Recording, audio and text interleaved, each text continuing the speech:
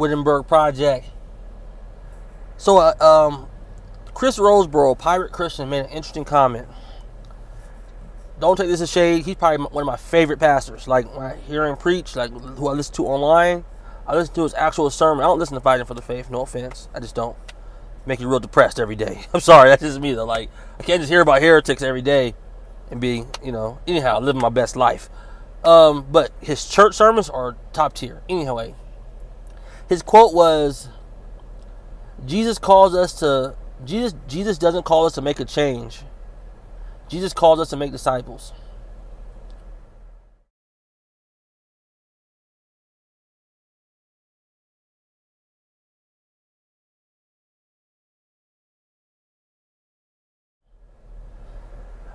On the root, it sounds good, you know what I'm saying? Especially when you think about places that are, you know what I'm saying, not talking about Jesus and so interested in worldly activities that are helping others, but nowhere in there is a message of Jesus. I get that.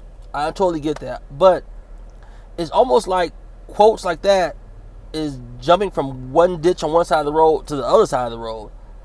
I say that because isn't making a disciple making a change? Like, literally, I ain't talking about the change in the person's heart. I ain't talking about that. I mean, the fruits of the Spirit are all going out to neighbor if you look at it. Nothing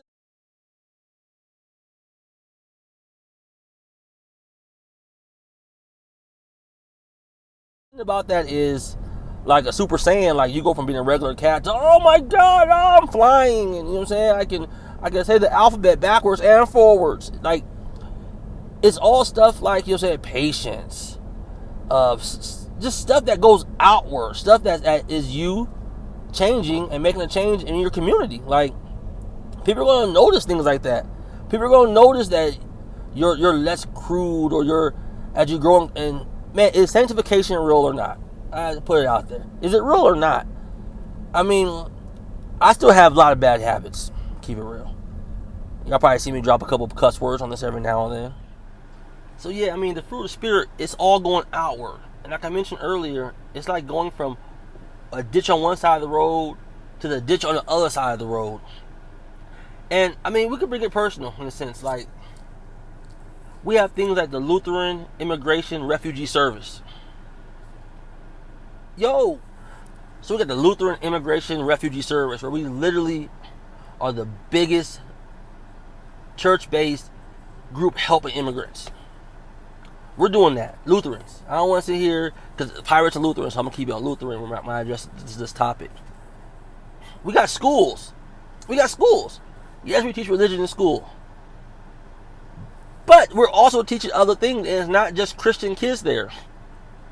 And our job at the school isn't to convert them. Like, that's not you look at the mission of the school of the school is not, if they don't convert, they fail. So, our goal is to expose them to Jesus Christ and the love of Christ and things of that nature and make disciples. But we're also trying to impact the world and impact and make a difference in this kid's life and give them a great education and the truth of that matter. So we're doing schools. We're helping refugees. How can we say we're not trying to make a difference? We didn't just get justified and say forget the world and go hide in a cave, which I know a lot of people wish.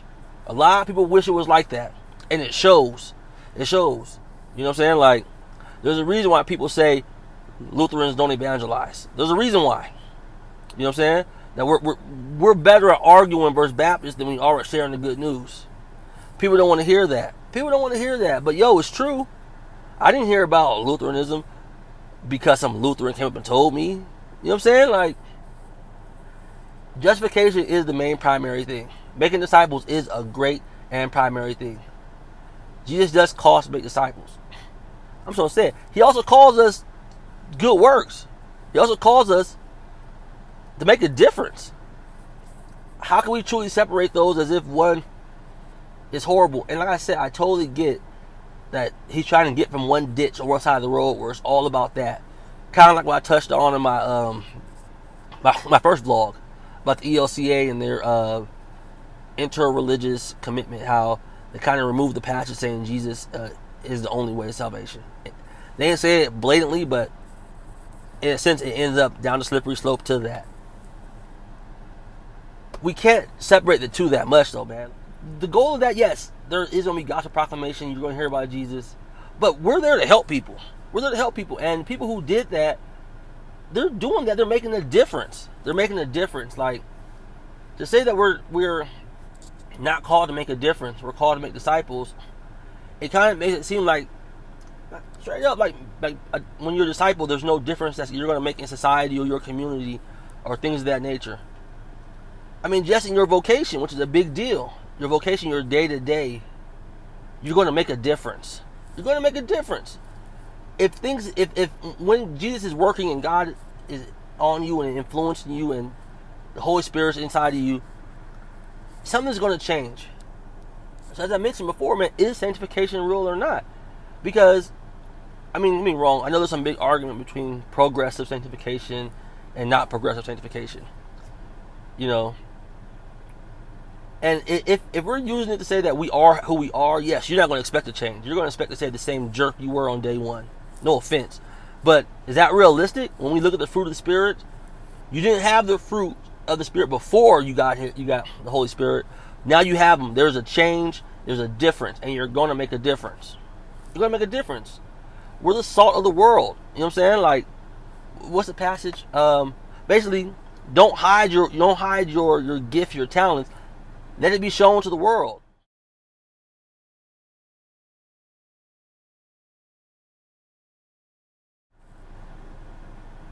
So it just baffles me. It just baffles me because, in a sense, he's right. The message of the gospel isn't go change the world, but it kind of is. When you share the message, the good news of Jesus Christ, you're changing that person for the better, and our impact in the world notates that. Like, things like I hate to keep bringing it up, but like our role making hospitals and things of that nature. There's going to be good works that we do that the world's going to see. And we're not doing it for the world. We're not doing it to get pats on the back. We're doing it out of love of neighbor, because there's nothing we have to do for God but love our neighbor. Like, God puts us here in service and we're doing things like that. But to act as if no difference is going to manifest from our change, I think we separate justification from sanctification too much. Yes, there's a big difference between them. But when we do things like this, it's like we make sanctification a non-priority, a non-factor. Like, it's just you know what? I don't want dessert today. I got my ribs. I got my greens. I'm good. I got my main entree, justifications here. I'm set, man. I'm going to kick my feet up, man. You know, the good works that were prepared for me beforehand. You know what? Yeah, no, I'm good. I don't know, that quote really just rubbed me the wrong way, you know? And I know, like, behind the scenes, and this is an assumption, a damn good one though. I know Pirate, like I said, no shot at Pirate, man. Like, I rock with his stuff, like his actual sermons.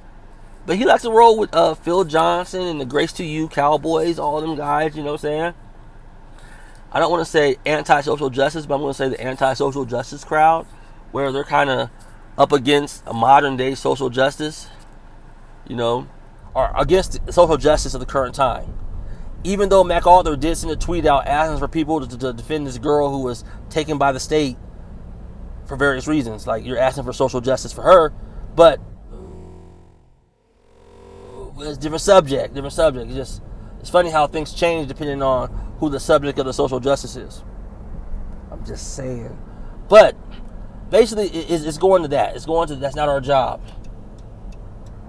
But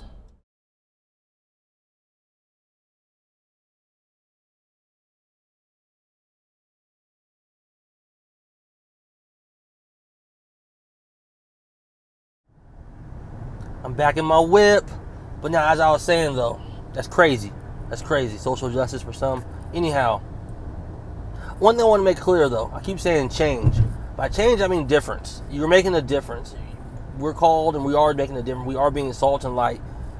In regards to, let's keep it real, man. Hospitals, a big portion of the creation that falls on, that was a Christian movement, a Christian thing, a difference we made. You know what I'm saying? Orphanages, feeding the poor, things like that, those are all differences that we make. And it's all based around pretty much love of neighbor. You know, I mean, we have people like Saint Martin de Porres, I believe it was during the plague. Yo, people didn't want to get the heebie-jeebies. Straight up. You know what I'm saying? No, he was like, I'm down. I'm here. Got to help people. And it's not like Christians created or helped create the hospital just to help other Christians. No. They saw it was other image bearers struggling in need, in dire need.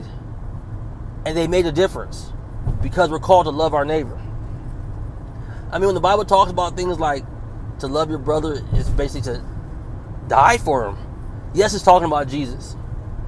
But it's still an example, like, I'll die for my kids. That's an example of how much I love them. That's me doing something for somebody else. When I see an injustice, I should care. I should take up the right of the fatherless and things of that nature. I mean, it's just crazy, especially when we look back at the history. Just go research the participation or the aspect of Christian and the church in regards to the development of the hospital. It's amazing. Things that we should talk about more. Things that we really impacted the world for. You know what I'm saying? Because if it wasn't for that, only rich people would have medicines. You know what I'm saying? Same way Magic Johnson had the cure for AIDS in the early 90s. Other people ain't getting it till nowadays. I'm just saying. I mean, I don't know if that conspiracy is true, but I got a hunch. But I won't make this too long, man. Like I said, it just kind of made me think about something, man. Wittenberg Project. Like, comment, subscribe.